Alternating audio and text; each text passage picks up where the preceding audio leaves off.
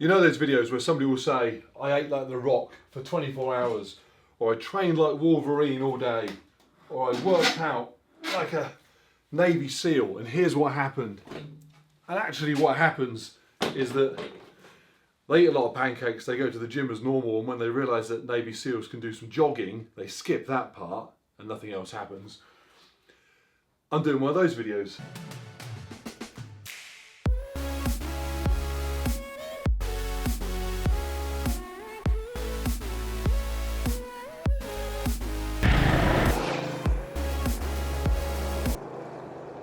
So over the next 24 hours, I am going to train like a triathlete, and you might be thinking, don't you do that already? It is true to say that from the summer, I have gone from never having ridden a road bike and not knowing what order you do the events in, to training for an Ironman next year and getting quite stuck into it. But I don't really feel like a triathlete as such. I just feel like someone interested in health and fitness, doing something new. But right now, this weekend, I am feeling very triathlon-esque. Triathletian, because my trainer road session, the software I use for my Ironman program, has thrown up a 5-hour bike ride today and a 3-hour run tomorrow. And I thought, how do I take 8 hours of cardio and make it a little bit more interesting? I know I'll take the 5-hour bike ride, I'll shorten it slightly to 4.5 hours. I'll do it today at 1:15 p.m. in a ZWIFT group ride covering 100 miles. Tomorrow I'll take the run, lengthen it a little bit to a full marathon, get it done by 1:15 p.m. and then make a video called How I Train Like a Triathlete for 24 Hours and Here's What Happened. And if you're thinking, triathlon, not quite as cool as seeing what The Rock and Wolverine get up to, don't worry, because tomorrow the dog is coming and he is juiced to the gills. There's a reason why people don't do 8 hours of cardio in their Here's How I Trained videos. It's boring. So here is me on Monday, after I've done it all, just to jazz it up a little with some informative and witty input. Let's get into the bike ride. 100 miles. Go. Okay. So, there are hundreds of people on this event. 234 in total. It is a 100-mile ride designed to take about 4.5 hours. There's a break halfway round, I think, at about 60 odd miles, so just over halfway. I'm going to settle into this and get comfortable and then come back to describing my setup, my food, my plan in a little while. We're off. If you've not used ZWIFT before, it's basically Call of Duty mixed with cycling and less guns. Your power meter on your bike will tell the software what wattage you're generating and what cadence you're pedaling at, and your little cartoon man, he will then ride accordingly. You can race, or as I am here, you can ride in a group ride.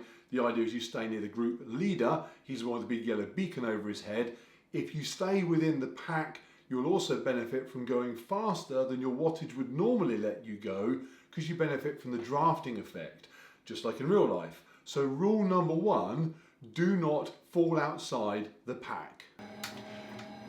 Sitting up with the ride leader, that's where I want to stay, hopefully. Stay in that group, feeling comfortable enough. Setup, hopefully, is all good, because I can't stop and change it. Well, I can, but they'll ride off without me. Got the MacBook Air playing into the TV. The fans are off, but they're all remote controlled and Wi-Fi controlled, so I can bump those up when I need them. I've got my food table, I'll go through food later. Hopefully that will prove adequate. Plenty of water, towel. Warming up, which is good, because I need the fleece at the moment, it's cold in here right now. I don't think this will last long. And ZWIFT, 250 other people. It just feels like I'm part of something a bit more entertaining than riding outside on my own, which would be the alternative today. And there are advantages to doing that, getting used to sitting on the TT bike, for example, but it is incredibly cold out today, which is unpleasant, not particularly safe. It's quite dark out, horrible. And also, from a training perspective, it's arguably better being here on the bike consistent wattage, no stops, no traffic lights, no freewheeling down hills. So for training, it's actually better. 7-8 minutes in, the plan is just to settle down now, and around half hour, 45 minutes, start thinking about how I'm going to plod through my food. Basically just pass the time, somehow. Actually, time passed okay, both on the bike and on the run. I didn't watch TV or listen to music or a podcast. I just sort of focused on the task in hand, and time didn't fly by, but it didn't drag either. It was okay.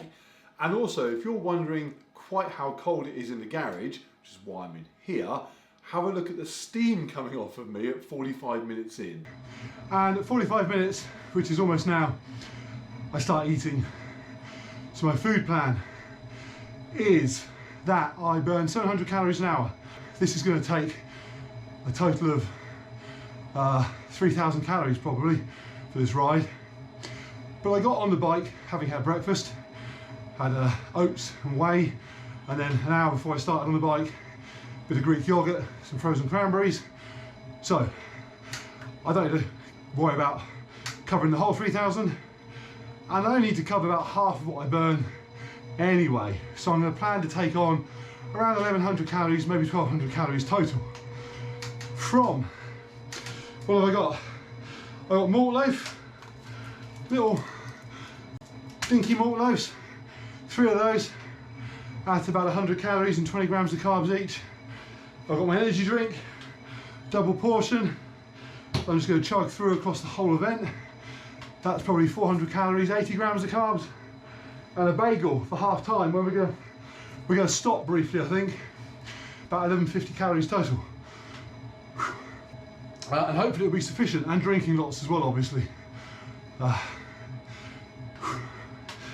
There's a decent amount of electrolytes in the sports drink, and everything else is going fine. All the kit's working, my legs feel okay, but they do feel okay. It doesn't make any sense when I think about it that they will carry on doing this for another 3-something hours, but who knows, maybe they will. I guess we'll find out. Okay, dinner time.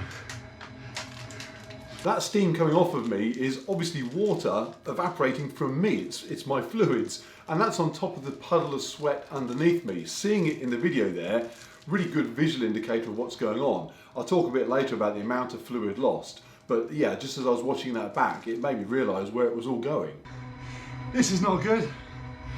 I realised my heart rate wasn't being recorded. It's on Garmin but not on ZWIFT. So I went into the menu to see if I could pair it. When I came out of the menu, even though I'd been pedalling, my avatar had stopped riding. So now I've been dropped off the group. Just in case that wasn't clear, my Garmin bike computer tracks me, my ZWIFT software tracks me. The Garmin was picking up my heart rate monitor, the ZWIFT software wasn't. I tried to fix it by jumping into the ZWIFT settings, carried on pedaling, couldn't fix it, went back into the ride, and everybody had gone. They're now a minute down the road, and I have no drafting effect. So they are traveling faster than me. Okay, here's the plan. I can't catch them, but they are stopping at 100 kilometers. So I guess I just follow behind on my own, and when they break at 100 for a break, I catch up with them and then just carry on. But because I'm not in the blob, my wattage, I'm guessing, is going to need to be mental to stay with them. Nothing I can do. I could quit, but that's not what The Rock would do. Sometimes a plan is all you need. It is the structure around which motivation can build. My plan here was to chase the pack at the expense of huge wattage from me, catch them before they finished their break, which was not going to happen for 60 kilometers yet. Sometimes a plan is stupid. Bad news first. They just announced they're going to stop for 5 minutes break in 20k. and they are 13 minutes ahead. So by the time I get there, they're gone. This was a stupid plan. Good news, some guy came screaming past me, not part of this group ride. It's cost me 300 watts to stay with him, but I'm getting a draft. 49, 50 kilometers per hour. I am shifting. The main group have just stopped. And I'm obviously 3 kilometers away from where they are. I'm never going to get to them, I don't think, before they start again. At this point, the group is down to only about 100 riders. A lot of the people that had started had dropped out. Not everyone stays for the whole 100-mile ride. So with a smaller group, it occurred to me that they might actually see me charging along just a couple of kilometers back and wait for me. And they're off. They're just outside the hill. 4 minutes away. Can't catch them. I'm done for the moment then. Oh, just over 100k done. The group's buggered off from their rest, so I'm going to be riding the next 60k on my own. It is what it is. After I made this, I realised that the bagel was some sort of chive and herb thing for savoury, so I wondered how it would go with chocolate spread. It's delicious. This was the moment I felt most triathletian. 3 hours of riding already done. My longest bike ride ever was about 3 hours 10 minutes. That was a few weeks ago.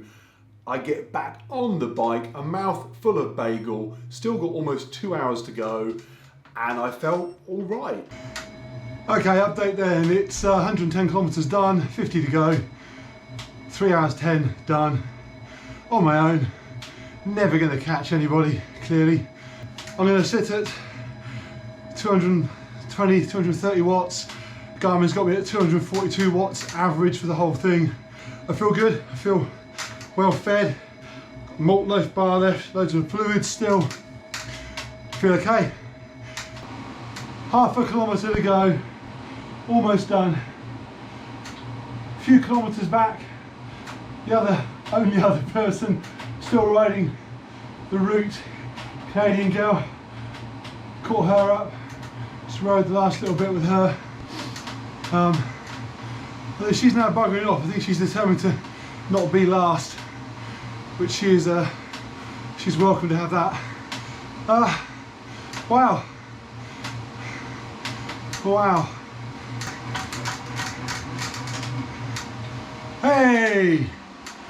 Okay, we are done. Oh, wow, wow, wow. Wow, wow, wow. Okay. Okay. Showered and feel loads better. Actually feel quite good. Interesting weight change. Dropped about 5 pounds despite drinking over 3 litres, eating plenty. Still dropped 5 pounds. So yeah, interesting how much fluid lost during that ride. What's the plan now? I have to eat, obviously, and eat, and then I've got to play Monopoly tonight. Apparently, I've been reminded that while I'm a triathlete for 24 hours, I'm also a father and have to play Monopoly on Saturday nights. Some weird new rule that's been invented that I didn't know about. Anyway, so we're going to do that. While I'm doing that, I'm going to use the massage gun on those, going to get the Power Dot electro stim thing plugged in, and yeah, sort of recuperate that so that it's ready to go for tomorrow. Yeah, so far, feel all right. Sunday morning, marathon day, and I feel all right. In fact, more than that, I feel recovered, which is a change from last night, because last night I felt very fatigued. In fact, the interesting thing I'm noticing with this type of training compared to lifting weights and going to the gym is that it's much more all body. So I can work out in the gym and the next day I can think, oh, my chest feels sore, I can feel it, I've worked it, but it's quite specific and isolated to that area. Last night I felt full body fatigued. In fact, interestingly, I put on the Garmin Fenix as soon as I got off the bike to monitor my body battery results, which I've done a video on. I'm a big believer in the accuracy, for want of a better word, of the body battery. I'll talk more about it later because I want to see how the run today affects the results. So I'll go through that in more detail later on. And yeah, woke up this morning. Again, I'll go through the body battery results later because it's evidence of a good night's sleep and feel okay. So today's run, pretty straightforward, running a marathon, not complicated. A couple of new bits of gear, which is always nice. Normally I would run a thing like today, slightly off-road, running along a canal path in my Lone Peak 4.5s. But I lost one of them. I don't even know where or how. I've lost one of them, so I had to buy some new shoes. I've gone for Ultra, as I always do, wide toe box. What are these called? The Superior. This is the Superior 4.5. There's minimal cushioning, which I like. It is a fast off-road shoe. Gonna use it next weekend. Me and Nixon have a 10k off-road race where we're gonna really push it. Today, obviously, slower pace, but it'd be nice to see how they fare. I've jogged around the block in them a couple of times and they feel pretty comfy, so looking forward to using those. The other bits of gear for the dog, very excited to try Musha's Secret. It is a dog paw wax that apparently they use on huskies in Canada. Nixon is 94% husky by scientific DNA testing results. It's not true. And so we're going to pick that on his feet and see what happens. But hopefully it will protect his little paws as he's running along. And he also gets, because it's so cold, he also gets a little vest thing to wear as well, which is going to keep him warm, hopefully. He'll probably have to take it off. He'll take it off. I'll take it off for him because he'll get too hot. But certainly to start off, he's going to run in that. Interestingly, he has an extra small. His brother Jefferson has a normal small, which is quite a bit bigger. Jeff is a slightly bigger dog, but not much. Jeff has gone for the slightly baggy fit. Much to my children's amusement, Nixon, my running dog, has gone for the pretty much skin tight fit. They think it's appropriate that Nixon wears a top that is slightly too small for him, given that I own him. I'm not sure what they're talking about. We've just gone through 10k in about 52 minutes, which is a nice pace. We've actually backed it down a bit. We went through 5k just under 25, which is a bit quick. We're not trying to set any records today, just a nice little jog. Hoping to be somewhere around 4 hours. 4 hours is a 5:40 pace. We started off, I had base layer, gloves, had to ditch that at 5k. It's getting warm. I'm now down to a hat and one glove. The dog also ditched his jacket. I can tell when he gets warm because he starts veering towards the canal looking for water. So we're now comfortable. So it's 21.1 this way. Turn around, run back again. So 10k puts us at almost halfway to halfway. I'm feeling all right. I forgot to mention it on the run, but breakfast on Sunday, same as it was Saturday. Some oats, some whey protein, a bit of yogurt and some cranberries. The bike and food is easy. I can eat and jump on the bike and go. Running is a bit different. I don't like to run with much food inside me. In fact, 10-15k runs I'd happily do fasted. Here though, 4 hours, I've got to have some fuel on board. It was just a case of balancing out as little as I could get away with, really. Just gone through 20k, but proper update in a moment because we'll do that at halfway when we turn around. Just up here. 21.1 turn around. Let's go home, buddy. If it seems like the run is just sort of rattling past quite quickly here, that's actually how it felt on the day. It just went quick. I've got the earphones in only to pick up the Garmin pace updates off the watch. I'm not listening to music. I'm just chatting to the dog, thinking about what I've got to get done, and just thinking, actually. Sometimes those 2, 3, 4 hour events are nice to just think. You don't normally get time or a chance to sit and just sort of ponder your thoughts. It's nice to be able to do that occasionally. And anyway, yeah, the time did just whiz past. Numbers update and then physical update. So we went through the halfway point at 1 hour 53, 7 minutes comfortably inside our 2 hour for halfway target. It means that if we were to run back at the same pace, which we won't, we'd have another 7 minutes and we'd have 14 minutes spare. So effectively we've got 14 minutes wiggle room to go home in, and we're probably going to need it. We're now averaging a 5:24 pace overall, but the last few kilometres we're all ticking over around the 5:40 mark, which is okay as long as we don't drift. This next 10k, the third quarter, is going to be a tough one because we can't let the pace slip. We've got to keep on it, but it's a little demoralising because even when we finish it, we still got 10k to go. So that's always a tricky one. The last 10k, that's just 2 cheeky park runs. Nixon's got a spring in his step. I can only assume he's down to the musher's wax on his toes, bouncing along like a miniature husky. Still pulling. Dog's nuts. I feel alright. Quads feel good. Breathing's okay. Heart rate's okay. Had a little bit of my malt loaf at 20k, so don't feel hungry. So yeah, next update, 30k.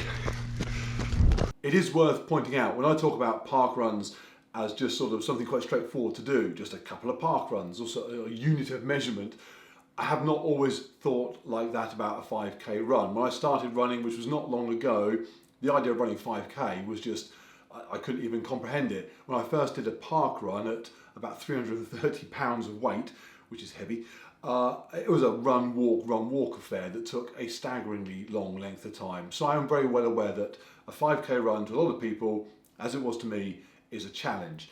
But I'm also very well aware that to get from there to being able to do a 5k run and then onwards is just, for most people, a case of getting out and running until you can do it. I didn't do anything particularly clever to achieve that. In fact, I did nothing clever at all. I simply went and ran until I could run quite straightforwardly.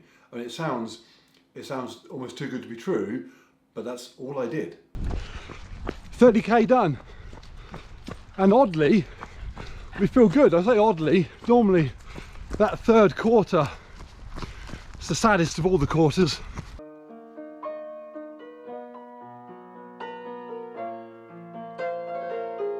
But that one felt alright. Our objective was just to try and keep the pace above 5 minute 40 kilometres, but actually, apart from a couple where Nixon had to grab a drink, we were doing alright. We even put in a couple of 5:20s. Consequently, our total average is still at 5:27 pace. So we were almost contemplating, we're having a discussion now, maybe keeping the pace up and seeing if we can bring the whole thing in at a 5:30 average. That'd be quite cool. 37k done, 5k to go. We have a 5:28 average, and there is no way on earth we are coming in outside of 5:30. 500 meters to go. Feeling good. We still got that 5:28 pace. All going to plan. Let's go, buddy. Let's go. Let's get this. And get it, we did. We completed our 24 hours as a triathlete with a run time of 3 hours, 50 minutes and 7 seconds. That's a 5:27 pace. And after the bike ride the day before, and on terrain that wasn't technical, gnarly terrain, but neither was it straightforward pavement either, we were very happy with that. Gave us a total for the 24 hours of 126-ish miles and about 7,000 calories burnt. But what's far more interesting than that is what happened to my body during that and how did I feel? And I've already mentioned that I was wearing my Garmin Fenix 6 for some of it. It takes your heart rate variability, your heart rate, your activity levels, and it uses those to establish whether you are stressed or not. In an overly simplistic way, if you're sat still, not moving, but your heart rate is elevated, it would deem you to be stressed. That's vastly oversimplified. I expect anyone from Garmin who designed that algorithm, hearing me explain it like that, is thinking, what an idiot, but that's the gist of it. So with that in mind, I put the watch on the minute I finished the bike ride, and have a look at this. Orange, high levels of stress and a steeply declining body battery level after the bike ride had finished. If we jump back a few days, here's an example from earlier in the week. An easy run followed by a relaxing evening. Low levels of stress, not much orange, and the battery level slowly going upwards. That is normal for an evening where I'm not doing anything and I'm recovering for whatever I've done during the day. This is a stressed body, and it fits with my resting pulse rate results from during that same time, where I had an average resting pulse of 73 beats per minute. My normal resting pulse is between sort of high 30s, 39 to 45. Now, why is all that? Well, remember I said I lost a lot of weight during the bike ride. That would have been almost entirely water loss, dehydration. When the body is dehydrated, it causes the blood concentration to thicken. That requires an elevated heart rate to pump that thicker blood around. It's dehydration. I was not drinking anywhere near enough water, either during the ride, clearly, or in the recovery period afterwards. Looking at the next day, a far better picture. Interestingly, I went to bed with a lot of water because I'd seen these results, and it wasn't until about 1 in the morning, a good few hours after I'd gone to bed, that my body stressed down, and correspondingly my body battery levels started to ramp back up again. During the day, as you'd expect, the battery level declines during the run, and then as soon as the run is finished, because I hydrated properly, we've got a nice, very steady but an increasing body battery and a fairly sparse degree of stress, certainly compared to the day before. And actually, just to conclude that information and look at today, again, a really good night's sleep, body battery recovering. I woke up at 6 o'clock this morning. I still felt a little bit tired. I went back to sleep again, took another couple of hours in bed, and by the time I was up and about and getting on with stuff, my body battery was almost entirely recovered and has remained elevated today. I've been eating well, been hydrating well, and obviously resting. Learning point, drink more fluids. As for the rest of me, I feel good. The big game changer for me has been the Power Dot. I love that thing. I used it both days, half hour on the quads, half hour on the calves, and I had no cramp, no stiffness, no soreness. Something I used to get after an endurance event, and I mean after I'd done the event in the evening, I'd get cramp. I was still too quickly. I'd get muscle spasms in the night. I had none of that. In fact, last year I had an event in Scotland, a Spartan Beast endurance event. I drove back from Scotland. I had to stop at every other service station to roll around in their car park in pain because my legs were cramping up. It was a long drive home. I've had nothing like that since I started using the Power Dot. Huge believer in it. It really does work. Other than that, what else? A couple of negatives, I suppose. My toes on one foot are a tiny bit sore from wearing the new shoes, but almost irrelevant. By the time I put them on next, they'll be fine. And that's pretty much it. Oh, one other very minor negative is I looked at my trainer road results to see how much activity stress I'd incurred in that week, and as you'd expect, it was high, the highest I've incurred since I started my program. But what's a little bit daunting is that there are weeks to come where that training stress is even higher still. So, yay.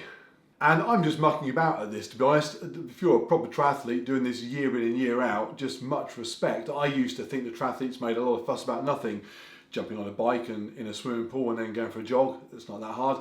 But it is arduous, really arduous, to find the time to worry about your diet, to fit it in with your life, your work, your family, and then go do the training is no easy task. I mean, just fair play if you do it. As for me, today, rest day. Thankfully, I'm going to be doing some stretching, Power Dot again, and jump in the sauna, and then a replenishment of calories, because I have 7,000 calories I can make up. So, you guys please like and subscribe. I'm going to go and make an I Ate Like the Rock video.